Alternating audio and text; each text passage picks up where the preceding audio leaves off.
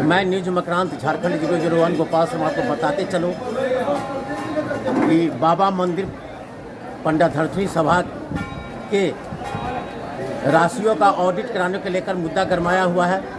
बाबा मंदिर के प्रशासक और देवघर उपायुक्त मंजुनाथ भजंत्री ने बाबा मंदिर में पंडा धर्मश्री सभा के राशियों के ऑडिट कराने की बात की है, जिसके बाद पंडा समाज में उबाला गया है और पंडा समाज इसका मुखर विरोध कर रहा है। आइए इस मामले में हम समझते हैं अखिल भारतीय तीर्थ पुरोहित महासभा के मंत्री, राष्ट्रीय मंत्री और युवा के राष्ट्रीय मंत्री और पंडा धर्मश्री सभा कार्यकारिणी के सदस्य चंद्रशेखर खवारे जी से उनका क्या कहना है इस मुद्दे पर। ऑडिट उनके नज़र में कितना सच है, कितना सही है, कितना मुनासिब है, कि आप क्या समझते हैं इस मामले में। ऑडिट की बात जो चल रही है, इतने दिनों से ऑडिट की बात नहीं चली, आखिर आज क्या हुआ? देखिए, हमारे उपायुक्त महोदय को पता नहीं क्या हो गया है, एक जाति विशेष से इनको बैर हो गया है। ये प्रशासक हैं, इनको समझ होना चाहिए।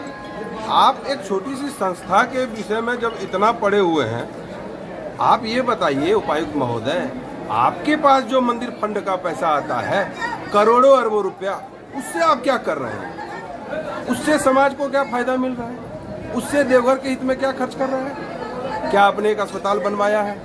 क्या आपने पुस्तकालय बनवाया है? क्या आपने मंदिर व्यवस्था के लिए कुछ किया है? क्या आपने यहाँ के पंडों के लिए कुछ किया है? क्या आपने यहाँ के स्थानीय लोगों के लिए कुछ किया है? इवन कि आपने लखराज के भी मुद्दे पर ऐसी निष्क्रियता दिखाई जिससे देवघर की प्रतिष्ठा काफ़ी धूमिल हुई है। आप जैसे उपायुक्त का मिलना निश्चित रूप से जब आप आए थे प्रभावी थे, लेकिन आप राजनीति के चक्कर में आके पंडा समाज को घिसने के चक्कर में लगे हैं। और आपको मैं आश्वस्त करूं माननीय उपायुक्त महोदय कि यह पर्यटन स्थल नहीं है, यह धार्मिक स्थल है। यहाँ लोग भाव से जुड़ते हैं और पंडा बाबा क्या है, पेट के लिए लगा हुआ है और आप राजस्व बढ़ाने के लिए लगे हुए हैं। करोड़ों अरबों रुपये की आमदनी को आप डकारे हुए हैं। उससे समाज हित में, देवघर हित में काम करें, न कि पंडा समाज के छोटे छोटे पंडों को तंग करने का काम करें। इससे आपकी प्रतिष्ठा बढ़ेगी नहीं, इससे आपकी ही नहीं आपकी सरकार की भी प्रतिष्ठा धूमिल हो रही है। एक जाति विशेष को आप टारगेट कर रहे हैं। लेकिन खबारें जो हम रोकना चाहेंगे इस मामले में कि इस मांग को ऑडिट कराने की चर्चा जो है गोड्डा सांसद निशिकांत दुबे भी कर चुके। गोड्डा सांसद निशिकांत दुबे कहाँ के प्रत्याशी हैं, कहाँ के निवासी हैं, क्या है उनका यहाँ? वो मोदी जी के नाम पे जीतते हैं, निश्चित रूप से भाजपा के प्रत्याशी रहे हैं, लेकिन वो भी दुर्भावना से हमेशा ग्रसित होके पंडा समाज को टारगेटेड करते रहे हैं। उनकी जो कभी विरोध हुई थी या कभी कुछ हुआ था तो उनका वो पार्टी लेवल का था। उनको ये याद होना चाहिए कि जब उनका विरोध हुआ था उस समय भी यही पंडा समाज उनके लिए खड़ा हुआ था और इसी पंडा समाज ने उनको सम्मान के साथ मंदिर में पूजा पाठ कराया था। उसके बाद फिर आपकी अपनी राजनीति है भाई साहब, उसे आप मंदिर में घसीट रहे हैं। आप बहुत योग्य हैं। आप बताइए आज तक आपने पंडा के लिए क्या किया है?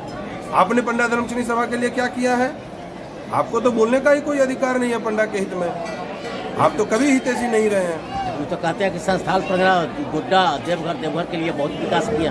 क्या विकास किए हैं? एम्स और एयरपोर्ट प्रधानमंत्री मोदी जी की देन है, गोड्डा सांसद निशिकांत दुबे जी की देन नहीं है। उन्हें यह समझ होना चाहिए कि एक सांसद प्रयास कर सकता है, परिणाम नहीं दे सकता है। परिणाम सरकारें देती है और मोदी जी के नेतृत्व में ये प्रयास सफल हुआ है। उनके पहले भी रघुवर दास जी ने प्रयास किया था एम्स और एयरपोर्ट के लिए, उससे पहले फुरकान अंसारी ने भी प्रयास किया था। तो प्रयास परिणाम में बदलते समय लगता है। मोदी जी की दृढ़ इच्छा शक्ति थी और उन्होंने पूरे देश में एम्स और एयरपोर्ट का विस्तार किया है।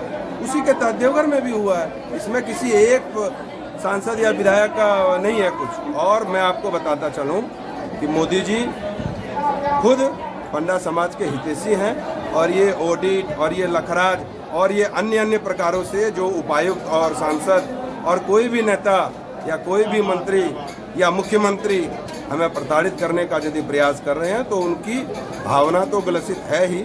यहाँ जब रावण का अहम नहीं चला तो ऐसे ऐसे कितने आए और गए और ये भी चले जाएंगे। हम आज भी स्थायी हैं। हमारे पूर्वजों ने बाबा मंदिर को पहचान दिया है।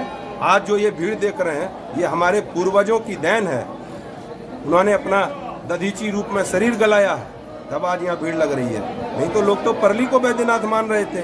उस समय कहाँ थे हमारे सांसद और उपायुक्त महोदय? उस समय भी हमारे यहाँ के पंडित पुरोहितों ने तर्क के साथ बैद्यनाथ को स्थापित करने का काम किया और मोदी जी ने आके यहाँ पे पूजन किया है।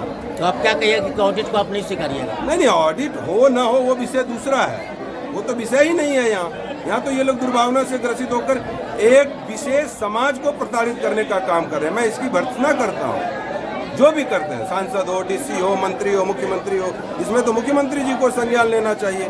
वो हमारे मुखिया हैं, उनको इतना नहीं पता है कि किसको क्या बोलना चाहिए, डीसी का क्या लेवल है, सांसद का क्या लेवल है। इसमें तो मुख्यमंत्री को इंटरफेयर करना चाहिए, उनको संज्ञान में लेना चाहिए, उनको कहना चाहिए। हम उनके राज्य में हैं, वो हमारे मुखिया हैं, उनका बयान नहीं आना ये भी दुखद है। और मंदिर धार्मिक स्थल है, पर्यटक स्थल नहीं है। उन्होंने पर्यटन विभाग को लेटर लिखा, किस नाते लिखा है? उसको तो यदि लेटर लिखना था तो कोई भी सोसाइटी एक्ट के तहत यदि निबंधक है तो उसे राजस्व विभाग में, निबंधन विभाग में लिखना चाहिए डीसी को। तो ये आईवास का काम कर रहे हैं डीसी साहब, और ये चलेगा नहीं भाई साहब। हमारे पूर्वजों ने अपना शरीर गलाया है, अपना सर्वस्व दिया है, तब हम आज यहाँ बैठे हैं। आप हमारी सुविधा के लिए करिए, हम बैद्यनाथ के पुजारी हैं, आपको हमेशा आशीर्वादित करते रहेंगे। लेकिन हमें प्रताड़ित काम का प्रयास करिएगा तो बैद्यनाथ विचार करेंगे।